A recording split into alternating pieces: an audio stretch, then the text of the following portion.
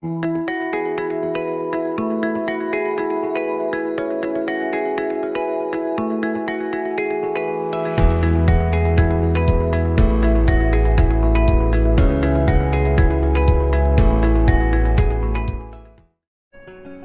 back, boys and girls, to another EVS lesson. Today we are going to learn about flowers. In the previous class we learnt about plants, and we know that flowers are the most beautiful part of plants. They come in all sorts of sizes, shapes and colors. As mentioned in the previous chapter, a small bud opens or blooms into a flower, and then the flower forms a fruit or a vegetable. And most of the fruits have seeds inside it.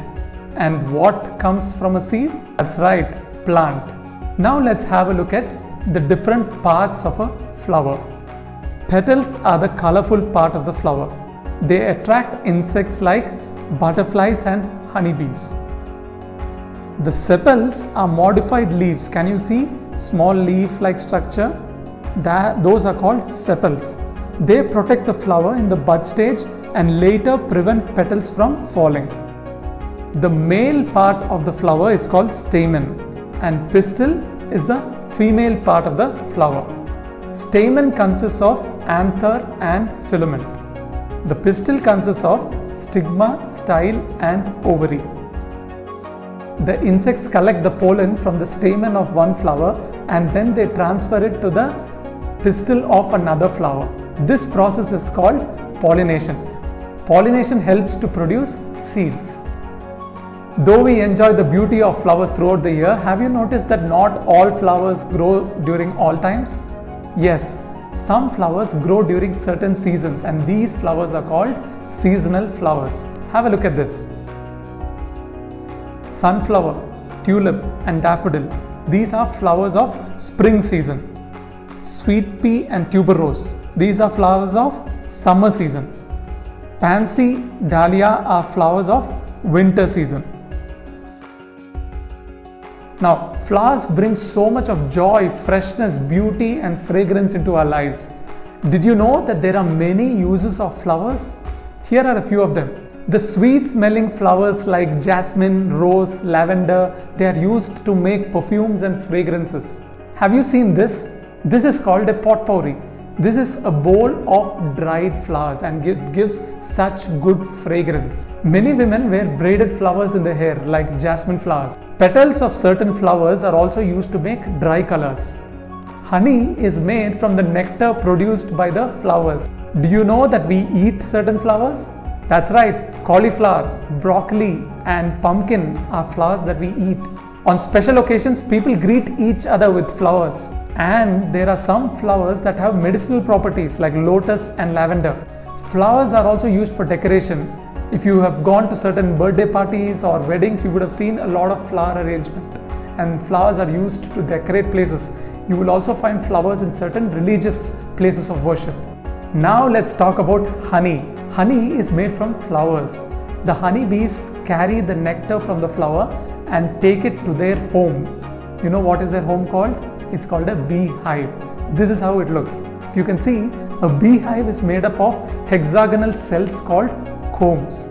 These combs are like small rooms where the bees store nectar and pollen, lay eggs and raise their young ones.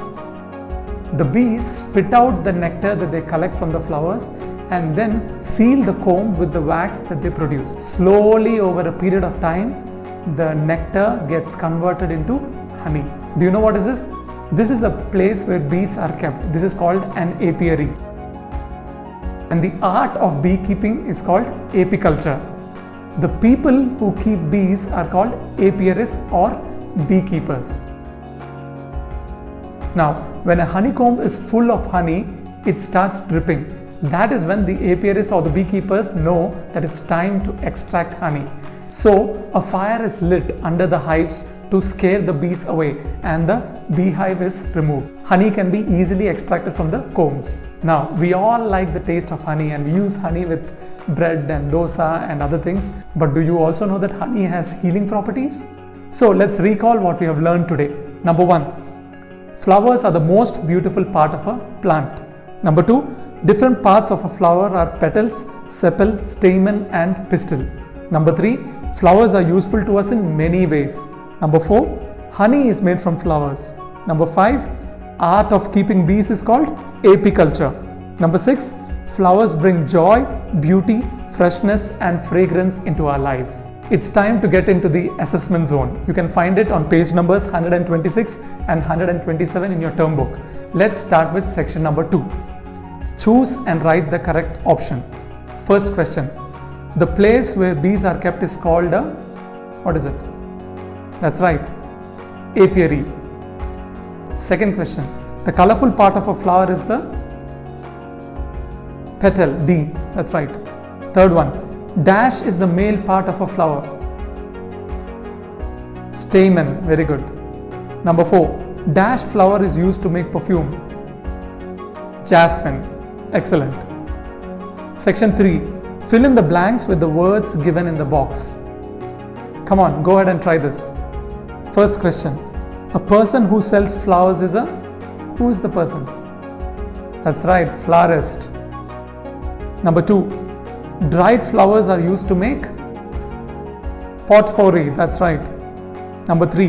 Many women wear dash in their hair. Braided flowers. Very good. Fourth one. Honeybees collect dash from flowers. What do they collect? Nectar. Very good. Number 5. Dash protects the flower in the bud stage. We've seen those leaf-like structures. Sepal. Very good. Sixth one. Dash attract insects. Petals. Very good. Now let's do section 4. Match the following. Let's look at column A and column B and try to find the answer. Write the answer next to 1, 2, 3, 4, 5. First one. Keeping bees. What is it? That's right. Apiculture. So 1 is B. Second one. Pistil. That's right. Pistil is the female part of the flower and we have stigma, style and ovary. That's 2 is D. Very good. Third one. Stamen. Stamen is the male part of the flower. So the answer is anther and filament. So 3 is A. Fourth one. Broccoli. Any guesses? That's right. Broccoli is a vegetable. So 4 is E. The last one. Bees help in pollination. That's good. Fifth is C. Superb. So I leave the activity for you to do. Go ahead and find the hidden names of plants in that activity. The clues are the pictures given. Okay, so I hope you've learned a lot and you've got a little more insight on what flowers are and how they are helpful to us. So here's an activity for you to do. Go ahead and walk into your garden or to your neighborhood or to a park nearby and observe the different flowers that you see. Look at the petals. Have a look at the color, the size, the shape, and if possible, click a few pictures and come back and discuss it with your family. That way, you will have a better understanding of what you've learned today. Have a great day. Bye-bye.